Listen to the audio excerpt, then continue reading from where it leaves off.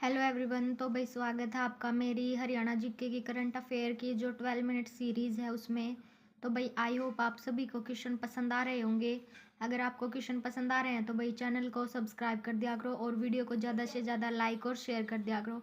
अगर किसी को नोट्स चाहिए तो भाई वो मेरे व्हाट्सअप नंबर पे मैसेज कर सकता है। और मैंने बिल्कुल कम से कम फीस रखी है जिसमें मैं जनवरी से दिसंबर तक का हरियाणा का करंट अफेयर प्रोवाइड कराऊंगी आपको, और जो बुक हैं और नोट्स हैं वो प्रोवाइड कराऊंगी आपको। ठीक है, तो भाई अगर आपको चाहिए तो मेरे व्हाट्सअप ग्रुप पे मैसेज कर लेना, जिसका मतलब मैं वीडियो के जो कमेंट है उसमें डाल दूंगी व्हाट्सअप नंबर, और आप वहाँ पे कर सकते हो मैसेज नोट्स के लिए। ठीक है, तो चलिए भाई मिल करते हैं अपनी वीडियो को स्टार्ट, जो हमारी 12 मिनट सीरीज़ है। देश की पहली हाइड्रोजन ट्रेन कहाँ से कहाँ तक चलेगी? जो भाई हरियाणा मतलब देश की जो पहली ट्रेन है वो कहाँ से कहाँ तक चलेगी? तो वो चलेगी जींद से सोनीपत। तो देश की पहली हाइड्रोजन ट्रेन जल्द ही जींद से सोनीपत रेलवे लाइन पर चलाई जाएगी। कहाँ से कहाँ तक चलाई जाएगी भाई? याद रखना, जींद से सोनीपत। और यह देश की पहली प्रदूषण रहित ट्रेन होगी। जो ये जींद से सोनीपत चलेगी ये प्रदूषण रहित ट्रेन होगी। और इसकी रफ्तार कितनी होगी भाई? 110 से 140 किलोमीटर प्रति घंटा। और फिलहाल जर्मनी, स्वीडन समेत दूसरे कुछ देशों में ही हाइड्रोजन ट्रेन चल रही है। मतलब भाई देखो, ये जींद से सोनीपत चलाई जाएगी और ये जो पहली प्रदूषण रहित ट्रेन होगी, और ये इसकी स्पीड क्या होगी? 110 से 140 किलोमीटर प्रति घंटा। और ये जो चलाई जा रही है ना, ये सिर्फ कुछ ही देशों में है, जैसे जर्मनी हो गया, स्वीडन हो गया, कुछ ही देशों में चल रही है। ठीक है, चलिए चलते हैं अगले क्वेश्चन की तरफ। रोहतक की हेल्थ यूनिवर्सिटी के नए कुलपति कौन बने हैं? तो भाई जो रोहतक की जो हेल्थ यूनिवर्सिटी है उसके जो नए कुलपति हैं वो किन्हें नियुक्त किया गया है? तो वो है डॉक्टर एच के अग्रवाल। डॉक्टर एच के अग्रवाल को कुलपति घोषित किया गया है। तो हरियाणा के राज्यपाल एवं विश्वविद्यालय के कुलाधिपति असीम कुमार घोष ने डॉक्टर एच के अग्रवाल को रोहतक के हेल्थ यूनिवर्सिटी का 3 वर्षों के लिए कुलपति नियुक्त किया है। भाई कितने साल के लिए किया है? 3 साल के लिए किया। और किसने किया है? जो हमारे हरियाणा के राज्यपाल हैं असीम कुमार घोष, इन्होंने किसको? डॉक्टर एच के अग्रवाल को रोहतक हेल्थ यूनिवर्सिटी का कुलपति नियुक्त किया है। कितने साल के लिए? 3 साल के लिए। और जो डॉक्टर अग्रवाल 2016 में कुल सचिव नियुक्त हुए थे और अब 2024 में कुलपति का अतिरिक्त कार्यभार संभाल रहे हैं। ठीक है, 2016 में जो डॉक्टर अग्रवाल थे वो कुल सचिव नियुक्त हुए थे, और लेकिन अब 2024 में वे कुलपति का जो कार्यभार है वो संभाल रहे हैं। फिर उसके बाद आता है छात्रों और सामाजिक सरोकार से जोड़ने वाला देश का पहला विश्वविद्यालय कौन सा है? तो भाई कौन सा है देश का पहला विश्वविद्यालय?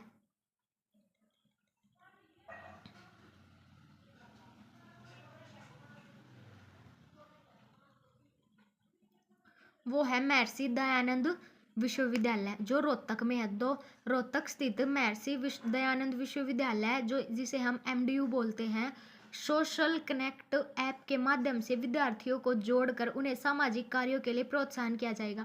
इसने भाई क्या किया है कि भाई मतलब ये सोशल कनेक्शन के थ्रू विद्यार्थियों को जोड़ेगा और उनको जो इम्पोर्टेंट बातें हैं के लिए मतलब सामाजिक कार्य हैं उनके लिए प्रोत्साहित करेगा। फिर यदि कोई भी विद्यार्थी साल भर में 180 घंटे कोई भी सामाजिक सरोकार से संबंधित काम करने पर यूनिवर्सिटी द्वारा एक सर्टिफिकेट दिया जाएगा।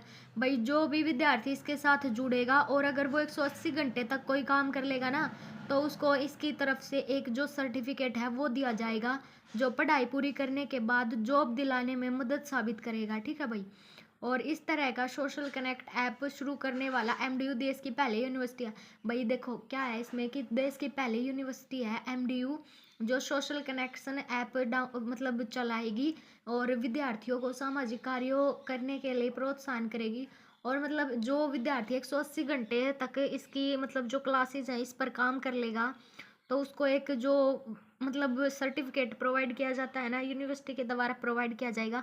और ये ऐसा करने वाली जो ये पहली यूनिवर्सिटी बन गई है देश की। ठीक है, एमडीयू। फिर उसके बाद अगला क्वेश्चन है, हरियाणा के जिले के फरल में 8वीं से 11वीं शताब्दी के बीच गुर्जर प्रतिहार की एक टूटी हुई मूर्ति मिली है भाई, कैथल जिले से मिली है, ठीक है। फरल कहाँ है, कैथल गांव में, कैथल जिले में है। और यहाँ से एक जो टूटी फूटी हुई मूर्ति मिली है गुर्जर प्रतिहार की। इसमें लिख रखा है कि कैथल के ऐतिहासिक गांव फरल में जो 8वीं और 11वीं शताब्दी के बीच गुर्जर प्रतिहार की एक टूटी हुई मूर्ति मिली है, ठीक है भाई। फरल गांव कैथल में मिली है और यह प्रतिमा वर्षों से गांव के प्राचीन शिव मंदिर के पास पीपल के पेड़ के नीचे रखी थी। मतलब बहुत साल हो गए थे भाई ये पीपल, मतलब जो पीपल का पेड़ था उसके नीचे रखी हुई थी, जिसे स्थानीय लोग अब तक शिवलिंग मानकर पूजते रहे। मतलब जो लोग थे ना वो सोच रहे थे कि ये शिवलिंग है और वो इसकी पूजा करते रहते थे, ठीक है। और यह गांव फरल की पहचान महाभारत काल के फल्गु तीर्थ से होती है। और फल्गु तीर्थ का उल्लेख वामन पुराण और महाभारत के वन पर्व में भी मिलता है भाई। जो फल्गु है उसका कहाँ वर्णन मिलता है, वामन पुराण और महाभारत में। यह गांव फल्गु ऋषि से भी जुड़ा हुआ है और प्राचीन इतिहास के अनुसार पांडवों ने युद्ध के बाद अपने पूर्वजों की शांति के लिए यहाँ पिंडदान किया था, ठीक है भाई। मतलब युद्ध हो गया था ना खत्म, उसके बाद जो पांडव थे उन्होंने कि भाई हमारे पूर्वजों की आत्मा को शांति मिल जाए, इसके लिए उन्होंने यहाँ पिंडदान किया था। उसके बाद अगला क्वेश्चन है, 15वीं जूनियर राष्ट्रीय चैंपियनशिप में हरियाणा ने कौन सा पदक जीता।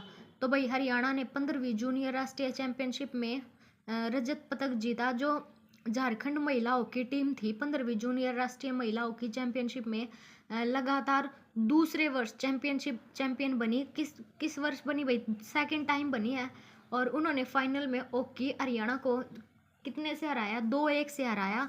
और यह चैंपियनशिप कब से कब हुई थी, 1 से 12 अगस्त 2025 तक आंध्र प्रदेश के जो काकीनाडा में आयोजित हुई थी, ठीक है। 1 से 12 अगस्त 2025 तक हुई थी आंध्र प्रदेश में।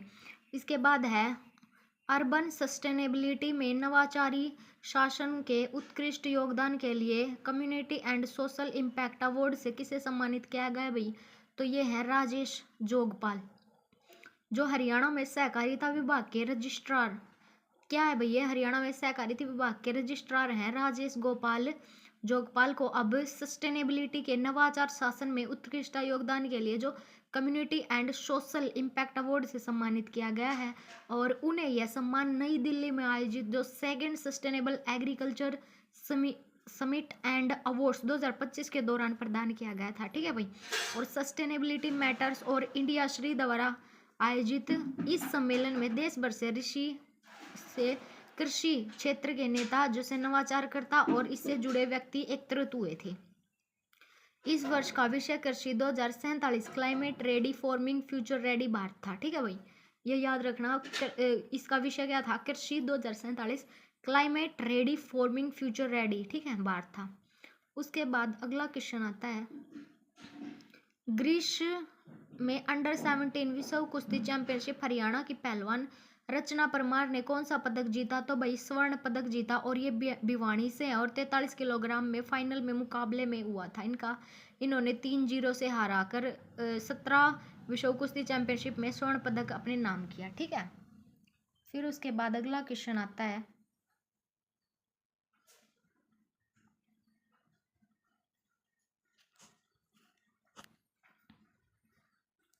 अगस्त 2025 में पंजाब एवं हरियाणा हाईकोर्ट में कितने नए जजों को नियुक्त किया गया है। तो भाई 10, ठीक है। पंजाब और हरियाणा हाईकोर्ट चंडीगढ़ में राष्ट्रपति के आदेश पर 10 नए जजों को नियुक्त किया गया है।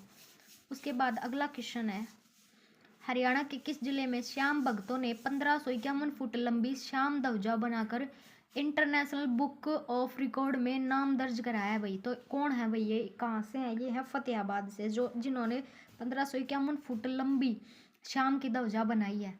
इसमें है कि हरियाणा के फतेहाबाद शहर की धार्मिक संस्था शीश कादानी ट्रस्ट ने 1551 फुट लंबी श्याम ध्वजा बनाकर इंटरनेशनल बुक ऑफ रिकॉर्ड्स में अपना नाम दर्ज किया है, ठीक है। दिव्य चित्रों के साथ शिला और मुद्रित सबसे लंबा कपड़ा कैटेगरी में वर्ल्ड रिकॉर्ड बना है। और करीब 1 लाख श्याम प्रेमियों ने रिंगस से खाटू श्याम तक 17 किलोमीटर पैदल यात्रा 7 दिसंबर 2024 को की गई थी, ठीक है। फिर उसके बाद अगला क्वेश्चन है, हरियाणा राज्य प्रदूषण नियंत्रण बोर्ड ने एनसीआर में शामिल हरियाणा के कितने जिलों में पटाखे बनाने, बेचने, फोड़ने और भंडारण पर पूर्ण प्रतिबंध लगा दिया है? तो भाई 14 जिलों ने लगा दिया है। ठीक है।